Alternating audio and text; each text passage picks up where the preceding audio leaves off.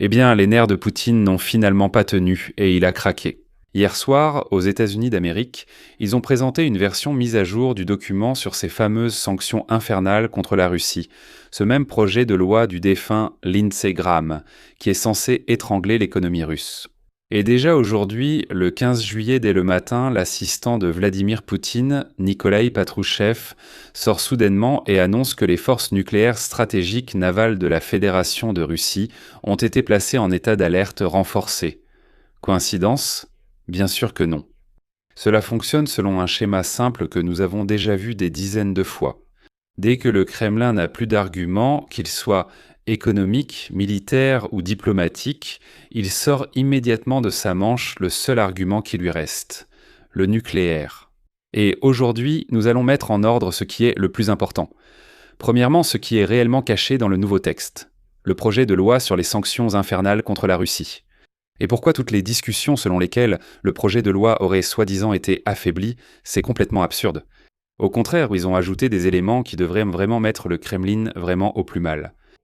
Ce sont des sanctions contre la Banque centrale de Russie, contre Yamal GNL et Arctic GNL. Ce sont des projets que même Lindsey Graham n'a pas inclus dans ce projet de loi. Deuxièmement, pourquoi remplacer 500 droits de douane par 100 ne change absolument rien, même si de nombreux médias ont présenté cela comme une concession. Comme si, regardez, on est passé de 500 à 100%. Et troisièmement, le plus intéressant, qu'est-ce qui, en plus des sanctions, a poussé Vladimir Poutine à menacer à nouveau d'une frappe nucléaire par l'intermédiaire de la famille Patrouchev ? Je m'appelle Alexei Petchi, discutons ensemble de ce sujet. Mais avant de commencer, je vous demande de vous abonner à cette chaîne, de mettre un like et d'écrire votre question. Les commentaires sous cette vidéo. Merci. Passons maintenant à tout cela dans l'ordre.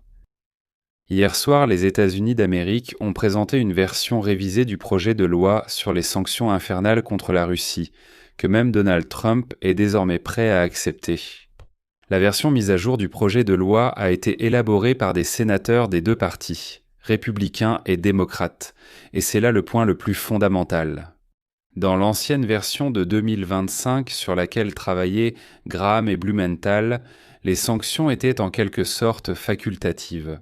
Autrement dit, c'est Donald Trump lui-même qui décidait de les appliquer ou non, selon que la Russie refusait ou non de négocier.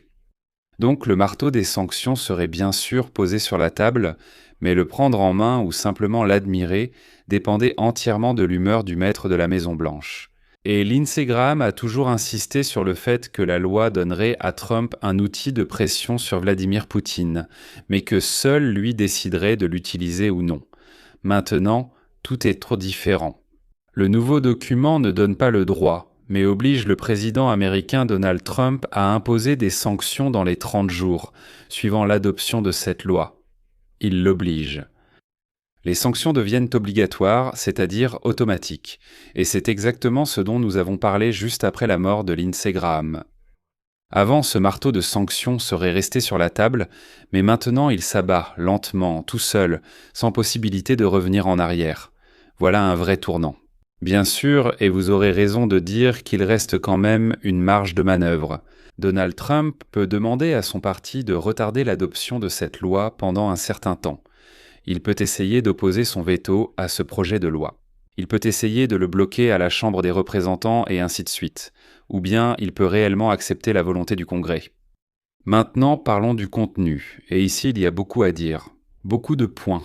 Parce que je vois à la réaction que tout le monde n'a pas compris ce qui s'est réellement passé. Le président des États-Unis pourra imposer des droits de douane allant jusqu'à 100% contre certains pays et individus qui aident de la Russie à vendre son pétrole et son gaz. Des tarifs viseront aussi ceux aidant le Kremlin à contourner les sanctions via la flotte de l'ombre. 5 des plus grands acheteurs de pétrole russe sont concernés. Il s'agit de la Chine, de l'Inde, de la Slovaquie, de la Hongrie et de l'Azerbaïdjan. Et pour leur manœuvre avec la flotte fantôme, la Turquie, les Émirats arabes unis, Singapour et toute une série d'autres pays d'Asie centrale pourraient aussi être concernés. Et maintenant, le plus intéressant. Parce que là, je ne suis absolument pas d'accord avec la façon dont de nombreux médias ont présenté cela. Beaucoup de médias ont publié des articles avec cette formulation, disant que les amendements au projet de loi n'ont fait qu'affaiblir le projet de loi sur les sanctions infernales, après la mort de son auteur. Eh bien moi je ne vois pas du tout où ils l'ont affaibli. Analysons point par point avec des explications tout de suite pour que vous compreniez tout. Alors ce qu'on appelle l'affaiblissement numéro 1, au lieu de 500% de droits de douane secondaires sur les partenaires commerciaux de la Russie, ils ont mis 100%. Ça sonne comme un assouplissement, non? Enfin, c'était 500% et maintenant 100%. On pourrait croire qu'ils ont abaissé le seuil d'un facteur 5. Mais en réalité, ça n'a absolument aucune importance. 100%, 500%, 100 000%, peu importe. Tout ce qui dépasse 100%, ça s'appelle un droit de douane prohibitif. Ce n'est pas pour rien qu'on l'appelle ainsi. C'est-à-dire qu'un droit de douane de 100% tue tout commerce avec n'importe quel partenaire. 500%, bien sûr, ça sonne bien dans un titre. Ça sonne impressionnant. 500%.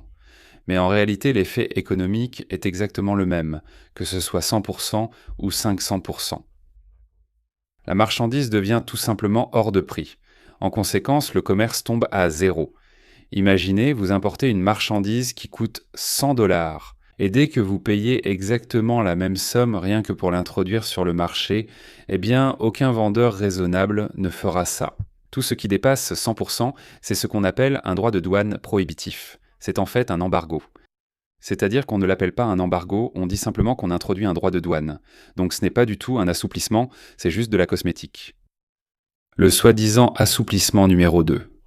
Une exception pour les pays qui importent de Russie moins de 15% de leur consommation totale de gaz et qui essaient en même temps de réduire ces importations. Et c'est à ce point que je prêterai une attention particulière, parce que vous savez, cela nous suggère que les sanctions vont vraiment être adoptées. Je vais vous expliquer pourquoi. Parce que c'est précisément ce point du projet de loi qui a été critiqué, car il pourrait mettre en danger, et non seulement pourrait, mais mettra en danger les alliés et les partenaires. Et ce point justement met les partenaires à l'abri du danger. Cette disposition met à l'abri, par exemple, le Japon, la France, la Hongrie et la Belgique. Autrement dit, ce n'est pas un cadeau fait à la Russie, comme si on excluait des sanctions ceux qui achètent moins de 15% de leur consommation totale de gaz. Non, ce n'est pas un cadeau à la Russie. C'est une protection pour les partenaires occidentaux afin d'éviter de se tirer une balle dans le pied. Voilà tout pour les prétendus assouplissements évoqués par certains médias. Comme vous pouvez le voir, les deux ne sont que du vent. Maintenant, regardez ce qui a vraiment été renforcé, parce que là, ce sont des points très importants auxquels il faut vraiment prêter attention. Yeah. Le premier renforcement concerne les sanctions contre les navires de la flotte fantôme russe, qui ne dépendent pas des services maritimes occidentaux. La formulation est un peu floue, mais il s'agit très probablement de ceci. Des pétroliers qui bénéficient de services dans les ports européens ou qui naviguent avec une assurance européenne. Et c'est un point crucial car, réfléchissez-y, environ un tiers du pétrole russe est encore exporté tout à fait légalement via la Grèce, Chypre, Malte et d'autres pays. Oui, sous le plafond des prix, mais tout cela reste légal. C'est cette faille qui est en cours de fermeture. Autrement dit, si un pétrolier de la flotte de l'ombre est impliqué, plus personne n'a le droit de travailler avec lui. Peu importe que ce soit légal ou illégal, avec ou sans plafond des prix, c'est tout simplement interdit. Point final. Ils ont tout simplement interdit même de toucher à cette saleté. Tout ce qui est russe, c'est de la saleté. Personne n'a le droit d'y toucher. Le deuxième renforcement, et celui-ci est déjà plus sérieux, des sanctions contre les institutions financières russes, y compris la Banque centrale de la Fédération de Russie. Ça, je vais vous dire, c'est intéressant, ne serait-ce que pour simplement voir ce que ça va donner. Parce que les sanctions contre la Banque centrale, ce n'est pas un coup porté à une entreprise en particulier, ni à une banque en particulier. C'est un coup porté directement au mécanisme qui soutient le rouble et gère tout le budget du pays. Là, comme on dit, ce n'est plus seulement une question de porte-monnaie. C'est un coup porté à l'épine dorsale de toute l'économie. Avant, il sanctionnait en certaines banques. Maintenant, c'est la Banque centrale qui est visée. Et puis, il y a un renforcement. Troisièmement, des sanctions contre les plus grands projets énergétiques de la Russie. Yamal GNL et, ce qui est très important, Arctic GNL, un Arctic GNL2, et le projet Arctic GNL3. Et cela est particulièrement pertinent si l'on se souvient des informations récentes du Financial Times sur la façon dont les Européens ont récemment acheté massivement du gaz naturel liquéfié russe. À votre avis, d'où venait-il? Justement de ce Yamal GNL et Arctic GNL. Autrement dit, ces sanctions américaines ferment encore un autre robinet de devises par lequel le Kremlin pompe de l'argent pour la guerre. En résumé, qu'est-ce qu'on a? Ce qu'on appelle un assouplissement dans ce projet de loi ne joue absolument aucun rôle, alors que le renforcement est vraiment conséquent. La Banque centrale. Les projets de GNL en Russie sont également sur la liste. Excusez-moi, ce n'est pas un assouplissement du projet de loi, c'est un durcissement. Donc tous ceux qui ont écrit que le projet de loi aurait soi-disant été édulcoré, eh bien soit ils ne l'ont pas lu, soit ils n'ont pas compris ce qui était écrit. Il y a en vérité encore une question en suspens. Récemment, Donald Trump a laissé entendre que le projet de loi n'était pas encore complètement prêt, bien qu'il le soutienne sans aucun doute. Quel est l'essentiel? On ignore si ce projet de loi imposera des droits de douane secondaires pour le commerce avec l'Iran et le Hezbollah. Aujourd'hui, Donald Trump a envisagé cette option, et franchement, je suis totalement pour. Parce que lorsque les sanctions contre l'Iran et la Russie sont votées en un seul paquet, cela empêche certains partisans de Donald Trump de faire échouer un vote séparé sur les sanctions contre Moscou. Parce qu'ils vont justement voter pour frapper l'Iran. Autrement dit, ils vont suivre ce que dit Donald Trump. Si Trump dit « nous votons pour une frappe contre l'Iran », ils voteront pour. Et dans ce même paquet, il y aura aussi une frappe contre Moscou. Ils seront donc obligés de voter pour. C'est pourquoi ici, je vois plutôt un avantage. Même si déjà les démocrates râlent que pour tout cela, il faudra réécrire le projet de loi et que tout cela prend du temps. Les partenaires commerciaux de l'Iran, soi-disant, ont leurs propres spécificités qui ne sont pas les mêmes que celles de Moscou, et ainsi de suite. En gros, si on en rajoute, ça ne fera certainement pas de mal, on verra bien. Maintenant, pourquoi tout cela pour l'Ukraine? Parce que le but ici n'est pas simplement de punir la Russie pour la punir. Le co-auteur de Lindsey Graham, le sénateur démocrate Richard Blumenthal, l'a expliqué très clairement. Voici sa citation. Cela donnera aux États-Unis des leviers d'influence, mais aussi, espérons-le, à l'Ukraine un avantage décisif lors des négociations de paix, car l'objectif final est la paix. Personne ne veut que cette guerre continue. Donc la logique est la suivante. Les sanctions ne sont pas une fin en soi. C'est simplement une massue, comme l'a appelé Lindsey Graham, avec laquelle on frappe la Russie sur sa sale gueule arrogante pour la forcer à s'asseoir à la table des négociations. Et cela dans des conditions où l'Ukraine a enfin du poids. C'est-à-dire qu'on ne supplie pas la Russie. On lève simplement la massue au-dessus de sa tête et on dit « Salope, soit tu t'assois à la table, soit ta tête. Tu comprends toi-même. » Eh bien, Donald Trump lui-même a estimé aujourd'hui la probabilité d'adoption du document comme, je cite, assez élevée. Donc l'affaire avance progressivement vers son dénouement. De plus, Donald Trump lui-même a déclaré aujourd'hui qu'il voyait à nouveau une réelle chance de faire asseoir Vladimir Poutine à la table des négociations et que ce dernier finirait par accepter de mettre fin à la guerre. Et justement, dans ce contexte, le Kremlin présente sa réponse le même jour. Le conseiller de Vladimir Poutine, Nikolaï Patrouchev, annonce solennellement que les forces nucléaires stratégiques navales de la Russie sont en état d'alerte maximale. Et la flotte, dit-il, protège les intérêts de la Russie dans différentes zones des océans du monde. Si besoin, la Russie utilisera des armes nucléaires contre ses ennemis, qui s'en souviendront longtemps. Mais soyons honnêtes. Eh bien, je ne sais pas. Peut-être que cette déclaration de Patrouchev a surpris ou effrayé quelqu'un. Peut-être qu'une partie de certains Russes sauvages ont sauté au plafond et ont dit « Waouh, maintenant, on va vraiment montrer à tout l'Occident. » Mais en réalité, ce n'est pas du tout une nouveauté. Pourquoi? Les forces nucléaires stratégiques sont justement stratégiques parce qu'elles sont toujours, en permanence, 24 heures sur 24, 7 jours sur 7, en état d'alerte, prêtes au combat. C'est leur travail, c'est pour cela qu'elles existent. Elles s'appellent forces nucléaires stratégiques justement parce qu'elles sont toujours prêtes à frapper. Et Patrouchev, eh bien, avec le même succès, aurait pu annoncer au monde entier que l'eau dans l'océan. Imaginez, non seulement elle est salée, mais en plus elle est assez mouillée, vous vous rendez compte. C'est exactement ce que Patrouchev a fait aujourd'hui au sujet des armes nucléaires. La nouveauté n'est pas dans le fond, la nouveauté est dans le choix du moment, et dans l'intonation. La déclaration est tombée exactement au moment où, à Washington, on discute des sanctions contre la Banque centrale russe, par exemple. Une coïncidence, hein. Et tout cela s'inscrit dans un schéma douloureusement familier. Tout récemment, le porte-parole du Kremlin, Dmitri Peskov, a de nouveau qualifié l'arme nucléaire de l'un des principaux atouts du Kremlin et a déclaré que Moscou était prête à l'utiliser, je cite, si une menace pesait sur l'existence de la Russie. Le schéma est primitif et prévisible. Plus la position économique est faible, plus la menace nucléaire se fait plus bruyante. Quand tu n'as rien à répondre aux droits de douane contre la Banque centrale de la Fédération de Russie, quand tu n'as rien à répondre aux sanctions contre tes principaux projets de GNL, quand tu ne peux pas protéger tes partenaires qui continuent d'acheter ton pétrole et ton gaz, tu sors en quelque sorte ces ogives nucléaires et tu recommences à les brandir devant le monde entier. Ce n'est pas par intelligence, c'est par désespoir. Et c'est là que nous arrivons au point principal de cet épisode.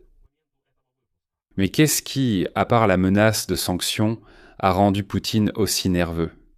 Parce que les sanctions ne sont qu'un seul, disons, domino. Regardons l'ensemble du tableau et vous comprendrez tout par vous-même. La première catastrophe énergétique dont nous parlons depuis plusieurs épisodes déjà, le raffinage du pétrole en Russie est revenu au niveau de 2005 hier. La dernière grande raffinerie de pétrole intacte a été détruite. Les régions annoncent successivement la nécessité d'instaurer l'état d'urgence.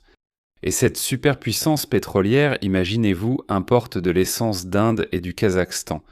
Deuxièmement, il y a le facteur chinois. Hier, littéralement sur cette chaîne YouTube, nous avons discuté avec vous que, selon le Wall Street Journal, Pékin se prépare déjà discrètement à ce moment-là, au moment où Poutine partira. Pékin commence discrètement à rencontrer ceux qui succéderont à Poutine en Russie. Pékin a gelé le projet Force de Sibérie 2 et a même réduit l'achat de pétrole. Ils ont considérablement diminué ses volumes.